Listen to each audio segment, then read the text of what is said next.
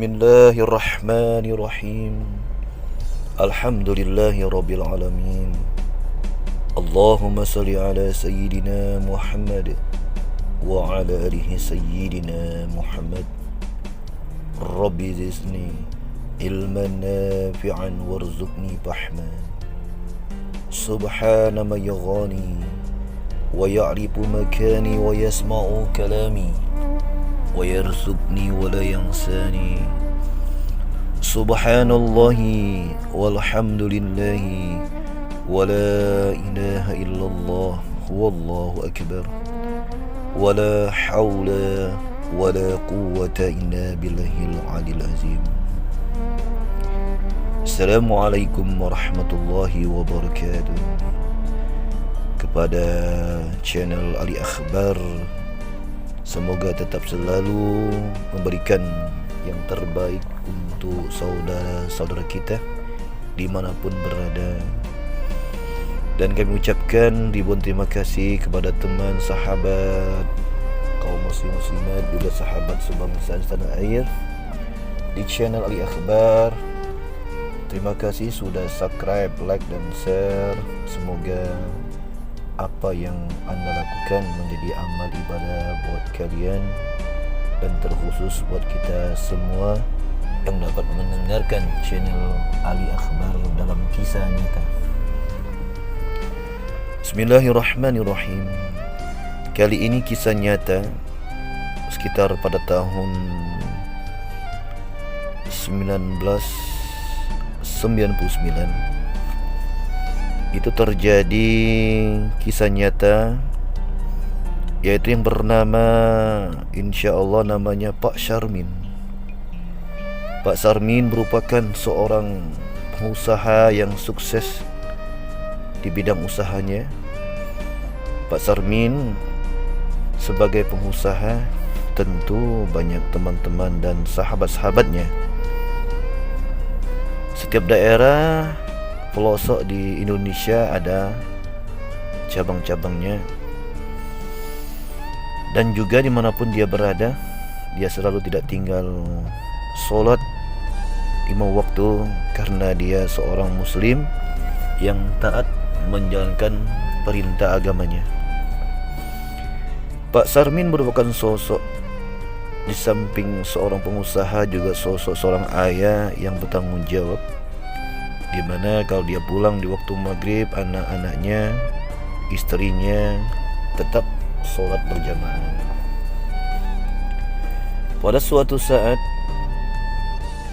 perusahaan Pak Syarmin mengalami defisit keuangan yang sangat menurun. Itu oleh karena persaingan antara perusahaan-perusahaan lainnya ataupun juga rekan-rekan kerjanya. Pak Syarmin tidak tinggal diam. Modalnya sudah habis, dia berusaha lagi mencari modal yang lainnya. Walaupun dia meminjam uang melalui bank, tetap dia berusaha untuk membangkitkan perusahaannya atau usahanya ya.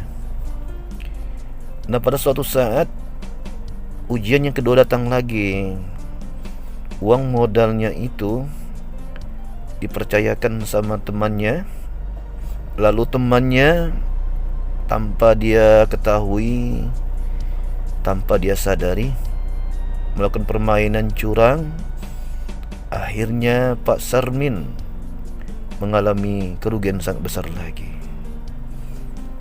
Lalu di titik yang akhirnya Pak Syarmin mendepositokan atau mengagunkan semua rumahnya, usahanya, tanah-tanahnya untuk meminjam uang lagi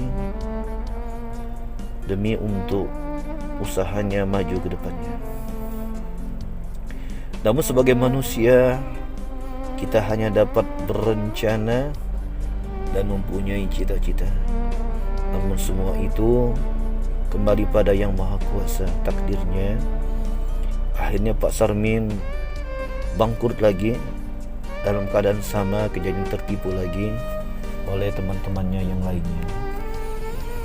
Bayangkan 3 kali jatuh Pak Sarmin tidak mempunyai apa-apa lagi. Rumah sudah digadaikannya, usahanya sudah digadaikannya, dan tanah-tanahnya sudah digadaikannya. Akhirnya Pak Sarmin memutuskan dari kota ke desa. Kemudian Pak Sarmin pulang ke desanya. Bayangkan bagaimana keadaan orang yang tadinya termasuk orang yang kaya ya. Orang kaya, uangnya cukup lumayan ada. Nah bagaimana jatuh, bangkrut, miskin. Tentulah orang-orang di sekitarnya enggan untuk membantunya. Alhamdulillah Pak Sarmin pulang ke desa, masih ada tinggalan sepetak rumah peninggalan orang tuanya. Namun tetap masih diperbaiki, dibetulkan yang rusak, kemudian dibersihkan debu-debunya, kotorannya. Akhirnya tinggallah Pak Sarmin di desa itu ya. Namun Pak Sarmin merupakan seorang yang taat dengan Allah Subhanahu wa taala. Lalu minggu berjalan minggu, bulan berganti bulan. Akhirnya Pak Sarmin karena tidak ada lagi uang untuk menghidupi kehidupannya di desa ya. Bagaimana bayangkan ya, orang yang sudah kaya bangkrut ya, tentu sedikit sekali orang yang peduli dengan dirinya. Tambah lagi mungkin ini ujian Pak Sarmin ya.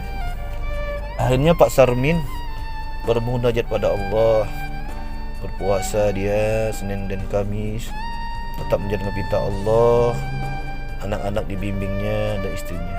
Akhirnya ia berdoa pada Allah Subhanahu wa taala, ya Allah, berikan pertolonganmu ya Allah. Alhamdulillah. Ya ini kisah nyata ya, tanpa disadari sudah dia sholat, sudah berdoa Pak Sarmin sama-sama keluarganya. Tanpa dia sadari ya, pas dia melipat sejadahnya, di bawah sejadah itu ada gelang ya, ada gelang emas. Entah dari mana ya muncul, mungkin ini pertolongan Allah. Akhirnya Pak Sarmin sujud pada Allah Subhanahu wa taala. Subhanallah katanya. Luar biasa ya. Inilah mungkin yang difirmankan Allah dalam surah Al-Baqarah. Bismillahirrahmanirrahim. Ya ayyuhallazina amanu Sta'inu bi sabri wassalah. Hai orang yang beriman, jadikan solat dan sabar penolong buat dirimu. Pemirsa sekalian, apapun yang terjadi di diri kita, di keluarga kita, jangan pernah kita jauh dari Allah. Kebanyakan kita ini selagi mampu dekat dengan Tuhan ya, tapi selagi kita bangkrut atau jatuh jauh daripada Tuhan. Ini terbalik. Harusnya dalam keadaan kita maju atau naik daun ya, kita tetap bersyukur pada Allah Subhanahu wa taala. Dan tak kala kita jatuh, kita harus bersabar ya. Ini salah satu contoh orang beriman itu, kata Nabi, bagaikan mata uang yang sebelahnya sabar dan sebelahnya syukur. Jadi orang beriman ini tak kala dia mendapat musibah dia sabar, dan mendapat nikmat Allah dia bersyukur. Nah kembali lagi dari Pak Sarmin, tak kala Pak Sarmin sudah menemukan segumpak emas tadi ya, satu gelang, rupanya ujinya emas. Alhamdulillah dia bisa terpenuhi untuk kebutuhan keluarganya ya. Akhirnya dia menceritakan, inilah katanya, kalau kita pasrah dengan Allah, tawakal pada Allah dengan ikhlas, inilah pertolongan Allah nyata ya. Ya entah berapa lama lagi ya, setelah emas yang dijual, alhamdulillah kebutuhan saya seharinya terpenuhi oleh Pak Sarmin. Kemudian ujian berikutnya, akhirnya istrinya sakit parah ya. Tak kala sakit parah mungkin shock ya, Sok oleh karena jatuh miskin ya, akhirnya anaknya perempuan berdoa pada Allah di suatu kebun. Ya, ini anaknya perempuan luar biasa ya. Anaknya berdoa, ya Allah, janganlah kau cabut nyawa ibundaku ya Allah. Cabut saja diriku ini ya Allah. Nah, mendengarkan doanya rintian ikhlas seorang anak ini ya, membuatkan pilu di hati kita. Ya, begitulah hati seorang anak yang penuh dengan pengabdian pada orang tuanya. Akhirnya alhamdulillah dengan izin Allah, dengan pertolongan Allah, diobatin oleh Pak Sarmin dengan doa dan juga ramuan-ramuan tradisional. Ya, di desa kan banyak tumbuh-tumbuhan yang bisa bermanfaat untuk kesehatan. Akhirnya alhamdulillah istri Pak Sarmin ya sembuh, sehat kembali, alhamdulillah. Nah, kemudian ceritanya hari pun berganti, bulan pun berganti, tahun pun berganti. Akhirnya Pak Sarmin diuji Allah yang terakhir. Dia mengalami sakit yang sangat berat. Akhirnya sekujur badannya terasa lemah, terasa lunglai. Ia merasa Pak Sarmin bahwa dirinya akan dipanggil Allah Subhanahu wa ta'ala. Istrinya menangis, anaknya menangis. Lalu dia berwasiat kepada istrinya, wahai istriku, tak kala aku akan meninggal, tolong kedua ginjalku ini atau buah pinggang saya wakafkan atau saya hadiahkan kepada orang yang sakit di desa ini. Namanya si Anu, orang yang begini diceritakan oleh istrinya.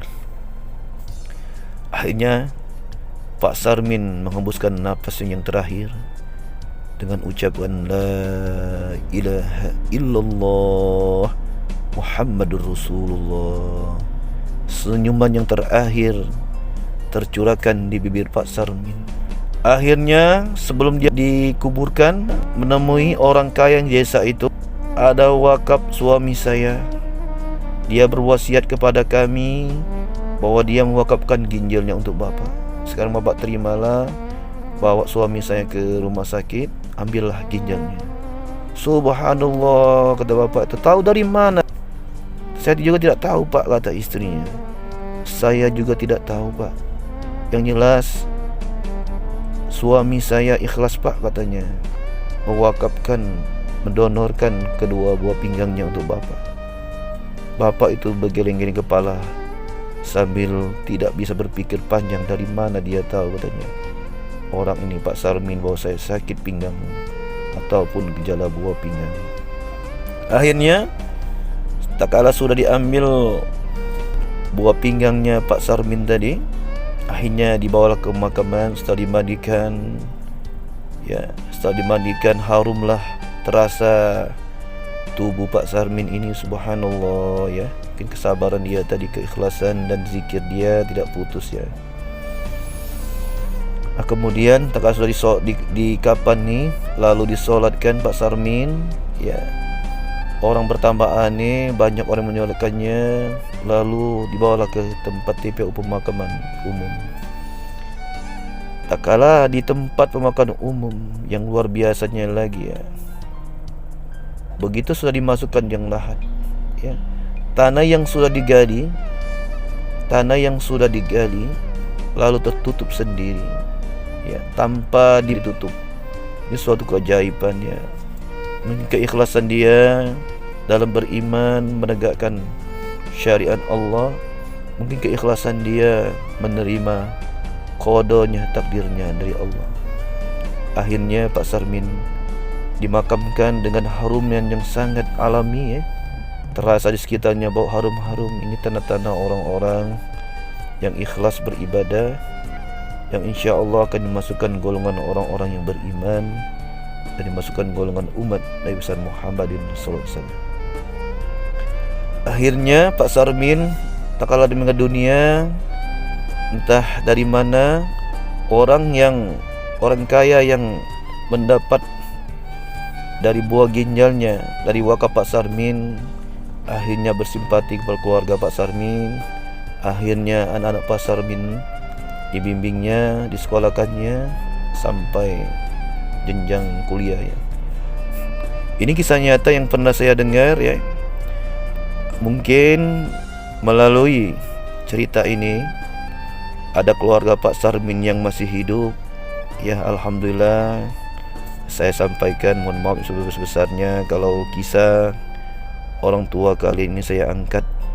Ini merupakan kisah nyata dalam channel Ali Akbar. Semoga kita yang mendengarkan tetap kita yakin pada Allah ya. Hidup ini harus yakin, harus tabah. Apapun yang didatangkan Allah, semuanya qadar dan qadar Allah ya. Negeri yang terakhir, negeri alam kubur dan akhirat, itu yang negeri kita yang sebenarnya. Dunia tempat kita beramal soleh, dunia bustan akhirah, kata Nabi. Dunia ini adalah ladang akhirat. Nah, Pak Sarmin merupakan contoh sosok seorang pimpinan rumah tangga yang memberikan contoh suri tauladan kepada anak-anaknya, sehingga dia ikhlas menerima takdir Allah. Bayangkan dari kaya jatuh miskin, namun imannya tidak pernah berubah, imannya tidak pernah goyah, dan dia kembali dengan selamat dengan kalimat la ilaha illallah Muhammad Rasulullah. Sekali lagi, baik keluarga Pak Sarmin yang masih hidup, yang mungkin ditakdirkan Allah nanti mendengarkan kisah nyata ini, kami ucapkan mohon maaf yang sebesar-besarnya. Ini untuk menambah sejarah seorang manusia yang yakin pada Allah Subhanahu wa ta'ala.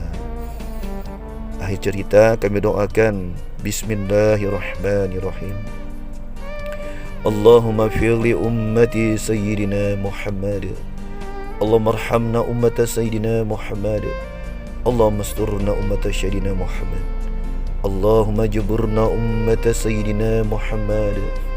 Allahumma aslih ummata sayyidina Muhammadin Rasulillahi sallallahu alaihi wasallam. Allahumma firli waliwalidayya warhamhuma kama rabbayana sharira.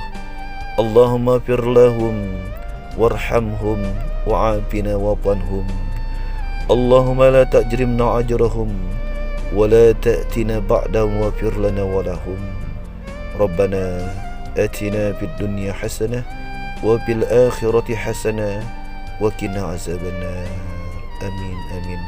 Semoga cerita kisah nyata ini menambah keyakinan bagi kita semua, terkhusus buat pendengar-pendengar channelnya Ali Akbar.